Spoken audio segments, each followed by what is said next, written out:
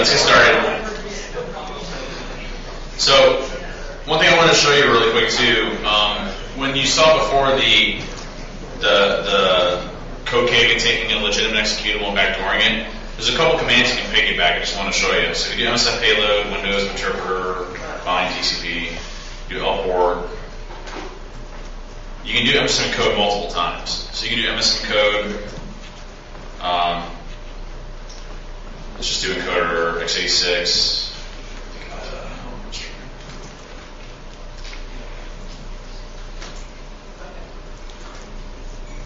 We'll do.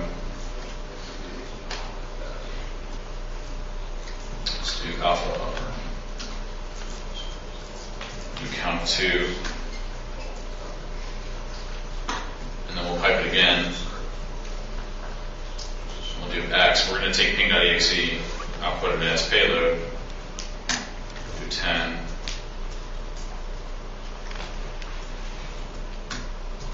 So you can see here, we actually take a normal, MSF payload interpreter. We encode it via alpha numeric, alpha upper, which strips out a lot of character tags in it. And then what we do again is we then encode it again with Chicago guy next. So you can actually stack encoding on top of each other for better antivirus evasion if you want to. Doesn't really make a difference. How does that affect the file size? You can see here it's 6,300 bytes.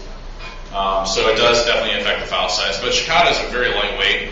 And I don't know if this was explained before, but Chicago is polymorphic, which is why antivirus vendors have such a tough time finding it. So what ends up happening is every single time you create that executable, it's different. So every single time it's going to be completely obfuscated in a way that's polymorphic. It changes every single time. So what you can do is you can, if it gets hit by one of the antivirus vendors out there, you can just recode it again and it might get past that time. Or you can do multi-encoding, which makes it much more difficult for it to detect. But just so you know, you can do multiple encoding options if you want to actually go through and do it. Now, hey, Martin. Yeah. What's the one that has the SQL Server on it? Oh, I just rebooted it, so you got to wait a second, but it's 128. So on 128, there's a SQL Server involved, and I just wanted to show you something really quick with MSF console. One of the modules that I wrote for it, for Metasploit, there's this thing called MS SQL Payload. And I don't know if you know, but when you install Microsoft SQL Server, there's 2 modes that you can install it with, or 3. You can install it with Windows authentication, mixed authentication, and SQL Server authentication, right? And if you do mixed or SQL Server, it prompts you to say, hey, you have to create an SA account, a Systems Administrator account for SQL. So what ends up happening with that is when you create that password, a lot of times when administrators are installing it, they don't really think of a complex password, right? They put password or your company name or, SA is always a good one. Iron Geek, whatever it is, But it could be any of those. Generally, they're pretty easy to get. And what's interesting about this is most corporations have a ton of SQL servers. Tons. I mean, they're just everywhere. Sometimes they get installed with MSDE on some application that they're installing, so some client workstation will have it. If you think your users are putting complex passwords in there, ooh. But it's a very good attack vector. What I'm about to show you is when you can guess the SA account, the Systems Administrator account, it gives you full rights over SQL, right? So now we're running as a Systems Administrator over SQL. Well, what does that really do if we want to pop a box? Well, luckily, Microsoft graced us with what they call the XP command shell store procedure. And if you can guess what that is, you can actually execute underlying operating system commands. Well, unfortunately, they actually got, they got pretty good with it, and they said, okay, well, in Server 2005 and Server 2008, we're by default, in Server 2010, I think, right? We're by default going to disable the XP command shell store procedure. However, if you're running as SA, you can re-enable within SQL anyway, so, So, once you have access to the XP command shell store procedure, what does it really give you? It gives you access to execute commands on an underlying operating system, maybe add yourself an administrator. And generally, what's SQL running as? System. It's running as an admin. So one thing we did when this is a DEF CON 16 talk, and what we ended up doing is we figured out a way to take an executable, so a Metasploit payload, right, a backdoor, so an interpreter. And what we did was we take this payload and we converted it into hex. And so it's just this big text file of hexadecimal equations, right? What we do from there is we echo the hex back onto the underlying operating system through SQL. So you get this big text file of hex on your underlying operating system, right? So it's just this big text file. Well, Windows graced us with this application called Windows Debug. And with Windows Debug, you can basically take that hex as long as it's formatted properly, and then convert it back to a binary for us. So we basically have a reliable method of getting any file we want to on the system if we want to. But, you know, again, we can only work with 64 kilobytes because Windows Debug's restriction, 64 kilobytes. So what we did was we wrote a 5 kilobyte file that was basically Windows Debug without the restrictions. And then so we convert that first, and then we send the rest of our payload over without the restrictions, so it can be as big as you need to. So that was kind of interesting. But I wanted to show you these modules. It's pretty slick. So if you do a search for MS SQL, you see there's a couple ones. We're going to do the MS SQL ping first. So we're going to use scanner /MS SQL /MS SQL ping. We can do show options. Now, one thing that's interesting enough too is with SQL Server 2005 and 2008, it uses dynamic port allocation. Okay, so you can either specify it on its default port, which is 1433, or you can specify a random dynamic port, so 53,000, you know, whatever. Well, how are you going to find that port? What's that? Someone say? SQL what? SQL ping. Well, right, but how does it work? There's like a listener for the SQL Server that knows where all the instances are. The UDP listener browser, right? Right. So what ends up happening is if you move it from 1433, it's on some dynamic crazy port. There's also port 1434 UDP, which says, oh, hey, I'm a SQL server. And by the way, it's on port 53,722 if you need it. And by the way, it's this version of SQL Server. And here's the name of it. So just in case you needed all that information, just so you know, it's there. So, we're going to go ahead and we're going to run the SQL ping tool. So we're going to set our hosts to 170 my range that you guys don't have access to. Actually, it'll give you a list of all the SQL servers. Not necessarily. On it. Not Server 2005 and 2008. Yeah, the SQL recon discovery method that they use from the older tools would actually broadcast where all of them are at. Yeah. You can technically query other SQL servers as long as you know their IP address, but you can't do it directly and list all of them. Okay. But you can still get all the instances on that particular. Absolutely, yeah, all the instances are shown for sure.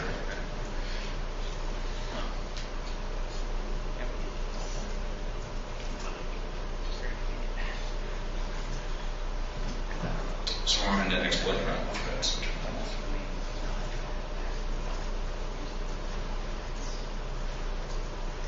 Let me see something here.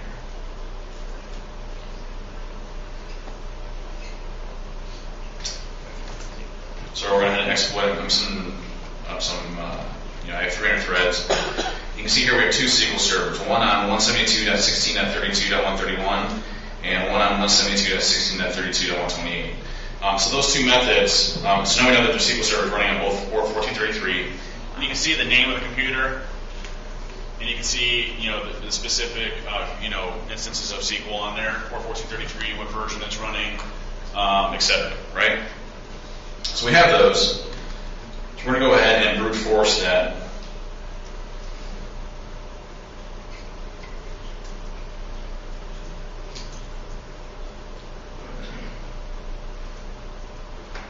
So there's another scanner called MS SQL login.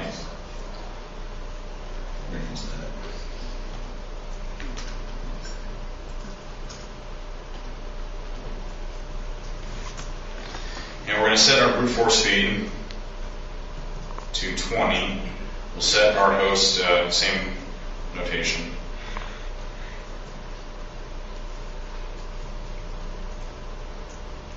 And we're going to set our pass file to a file within fast track, which I'll show you guys in a second.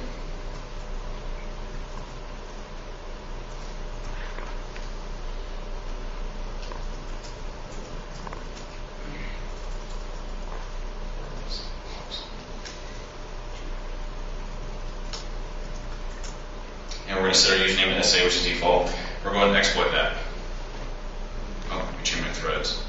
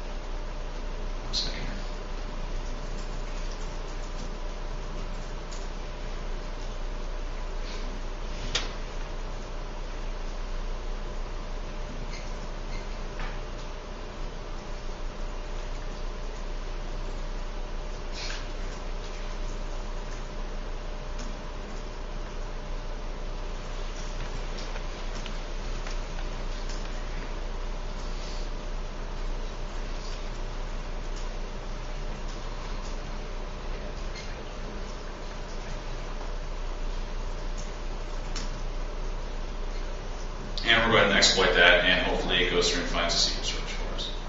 Actually, you know, let's target one, since it'll actually go through and try each individual one. So do 32.131.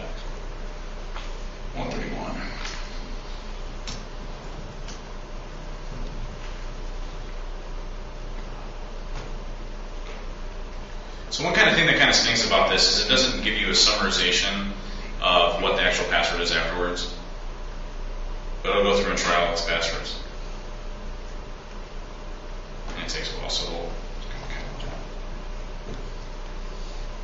But you can see if you were going through it, you'd actually see the actual password, which is password 1. So once we have the password, which we brute force, again, you can use this mask around your entire subnet. We'll show you it gets a lot easier to fast track. But there's this tool, there's this module that I added called useadmin/msql/msql payload. And it's actually in Windows server. So use Windows/msql/msql_payload. What this is going to do is it's going to do that same thing I talked about, that hex to binary conversion. So set whatever payload you want to. And we're going to set our IP address.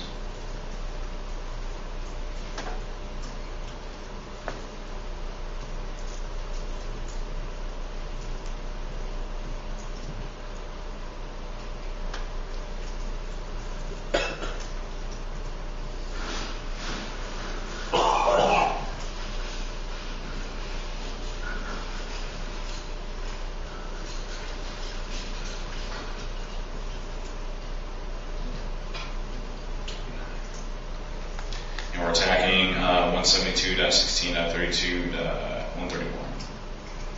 So we have everything set up here. We got to set our password. So we'll set password. Leave this password alone. Hold on here a second. And we're going to exploit it. So we've got SQL credentials.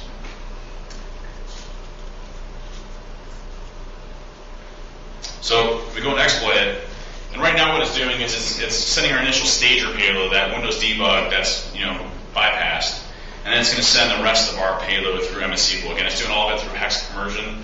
So it sends a hex system on there, converts it back to binary, and then it actually executes it. All through MS-SQL. Now we're full access. And we're running as system at that point. So full access. Any questions on that? All right, so fast track. Anybody here use fast track before? Yeah, that's good. Got a few. So fast track's got a few different interfaces. It's got command line mode, it's got interactive mode, and it's got the web GUI mode. Web GUI mode is just a web interface that kind of handles everything and does everything on the back end. We'll go ahead and use interactive mode since that's what we're most comfortable with. We're going to go ahead in this instance go for the Microsoft SQL tools, and we're going to go through the MS-SQL router, which is the exact same thing we did before, right? We're doing the exact same attack. We're going to attempt a SQL ping. We're going after the SA account, and we're going after 172.16.32.131. And this is where, if you wanted to perform advanced identification, it would go through and look for port 1334 and try to find the SQL servers and then enumerate based off of that. In this instance, it's just going to use mmap to discover it. So we found a SQL server. It's going to go ahead and brute force it. You see here, it compromised this SQL server, this username, and this password. Now, if you had, say, 70 SQL servers, it would show all 70 of them there, and you can interact with whatever one you want to. So in this instance, we'll just use one, and we're going to do a interpreter console. And if you notice, what it'll do too is it'll automatically re-enable the XP command shell just in case it's disabled for you. Don't want a payload being stopped.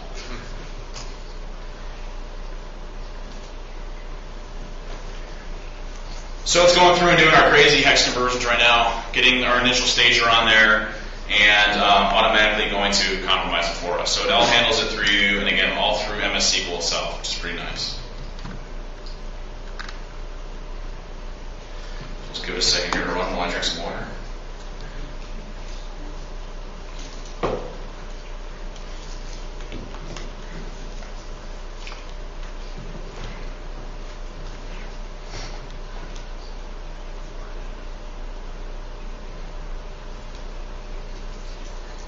Fortunately, it's not the fastest, but it does work.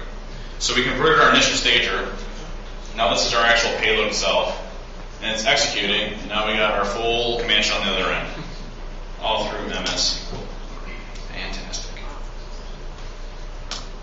That sucks. Alright, so now we're done with that. What I want to show you through Fast Track is my favorite one, which is what we call SQL ownage. And that would be under Microsoft SQL Tools and SQL ownage. Now, what this does, so everybody knows what SQL injection is, right? Right? I don't have to explain SQL injection right now. So we're piggybacking SQL commands on a, not sanitized or not using a stored procedure or, not properly configuring our SQL servers type connection, right? So we're actually executing back-end commands on the SQL server. So conceptually thinking about this, if you have, you're doing a pen test on the outside on the internet, and you have a website, it's got SQL injection on it. You find SQL injection, you start exploiting it. Where are you actually executing the commands at? On a SQL server. And where are most of our SQL servers at? DMZ. Yeah, right. How many people in the company put their SQL servers in DMZ? Alrighty then. So that was traditional. I mean, traditionally we are taught to put our SQL servers on our internal network because they'll be more protected there. Unfortunately, if I'm going after a website, what are the majority attack vectors going to be against that website that's going to compromise it? SQL injection. So we're not actually compromising the web front end, which is protecting us. We're actually compromising our SQL servers on the underlying operating system and fully compromising that machine inside your internal network, which gives us full access to your internal network, which is always great. So what SQL ownage does is it will go through and it will scan a class C or whatever you want to. It'll look for web servers. When it finds a web server, it'll automatically try to enumerate that web server, so it starts crawling it. Once it starts crawling it, it looks for any type of post parameter or query string parameter that it can find. And it starts fuzzing it. Fuzzing is not necessarily the right term, but it's essentially what it's doing. It's trying different combinations in order to identify if SQL injection is there. It does both error-based SQL injection and blind-based SQL injection. Blind takes a much longer time, obviously. But if you're doing error-based SQL injection, it's always good. And once it finds a SQL injection, it tries a couple of things. One is it re-enables the XP command shells for procedure for us, just in case. It tries to elevate our permissions to SA. And then it does the exact same task you just saw that through MS SQL, all through the website, on the back-end MS SQL server. It gives you full access to that underlying operating system, which is great. So let's check it out. We're just going to go ahead to URL. You can scan subnet if you wanted to. And we're going to go after 172.16.32.131. So it detected detected two forms. It found that a SQL exception has been encountered in the text login input field, which means that the text login field of post parameter is susceptible to SQL injection. So at this point, we're going to do a maternity boot console.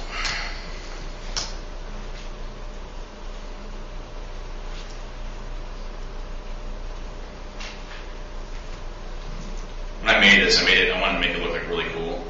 So everything you see there, it's actually, as it's going through, it looks pretty slick. So watch that. So it's going to go through. It's going to take our initial stager payload, convert text for us, and then send the payload through the website. Now it does it in 9 different chunks. And the reason I had to chunk it is because what happens if you're using a GET request? GET request is limited to a specific amount of bytes per GET request.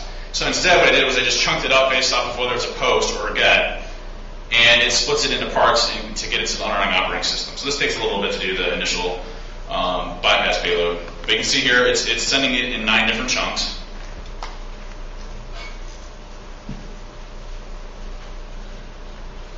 Turns out depth just in case too, just to make sure that we don't have any problems there.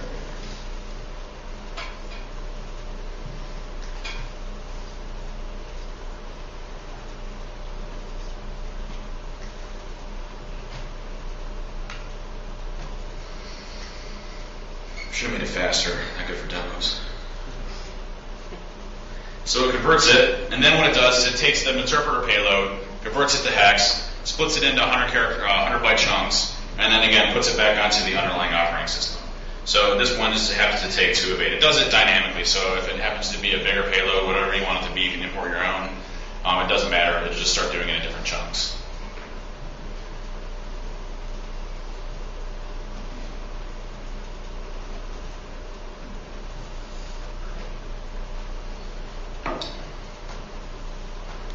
By the way, all of these attacks that we're using here are available if you go to the Metasploit Unleashed website. It shows you how to create a vulnerable web application, and this web application is vulnerable to the specific attacks. So it's set in the different chunks. A.8. Go ahead and executes it after it's unconverting, and we have a interpreter shell. So now we're sitting on our internal network, all nice and cozy, with interpreter. So always nice stuff. Any questions on this? Scared?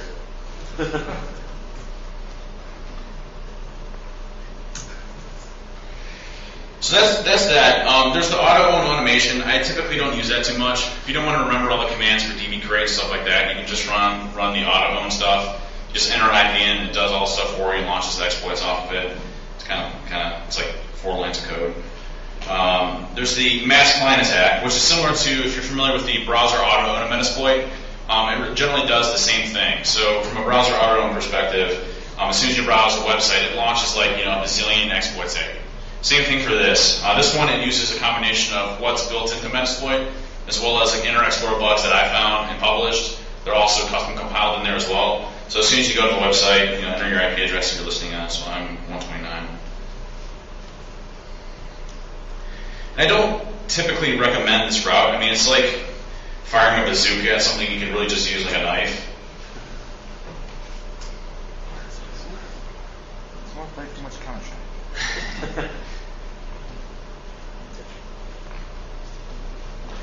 It goes through and loads everything in a Metasploit for you, and it loads everything on the back end, and all you have to do is just browse it.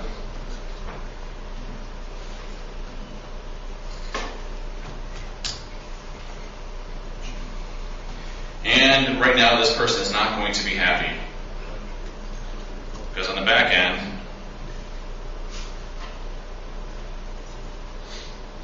it's running a ton of exploits. You can see here it's just firing off exploit after exploit. Oh, man. That's close.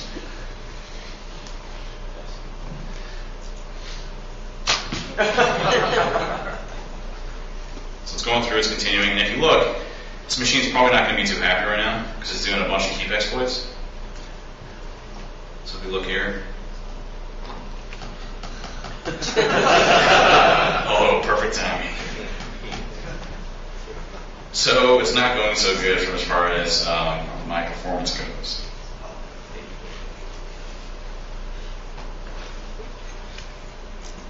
There we go. So it's spiking up and down, spiking up and down. Now, the reason why it's spiking and you don't see the actual memory usage going is because it hasn't triggered on a specific exploit, so it hasn't filled the heap yet. But this will literally go on forever. Look here, I had no session, so, I mean, it didn't go so good. But it generally does work. Any questions on that? No? Good.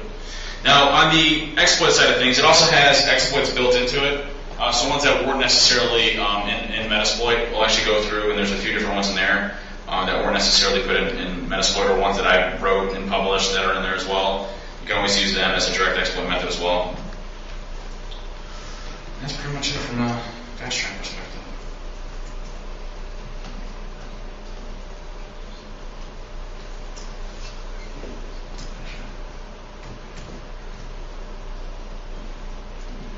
So does anybody have any questions?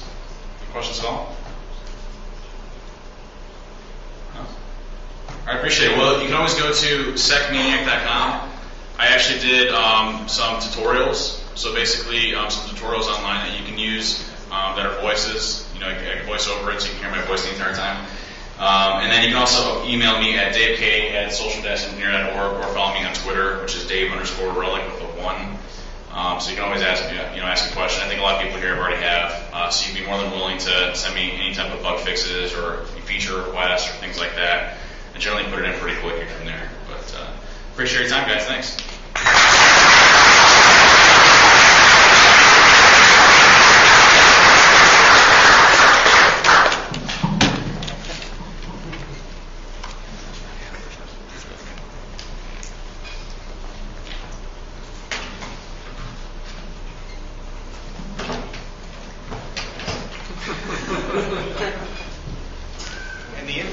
now blind.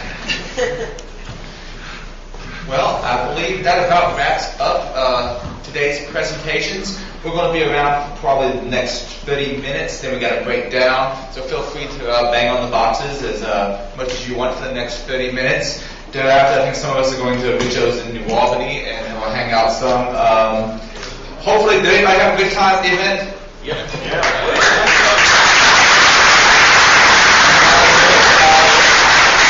Thanks again to all of our speakers, Dave, Elliot, Power Cycle, and Martin back there. Oh, and yeah, me. Thanks again to our sponsors, the ISSA, Kentuckiana, and also Tipping Point. And thanks to all the people in the ISSA committees to help actually organize all this. And to Johnny Long for having the charity, and HD Moore for backtrack. Sorry, for I have a lot of things. It's been a long day to me. For Metasploit, and to Muzz and the entire Backtrack 14 for Backtrack. Is that better? Backtrack. Apparently Muzz isn't actually someone when you say Backtrack 3 times in a row. But that's all I have. Thank you very much for attending. Have a lovely evening.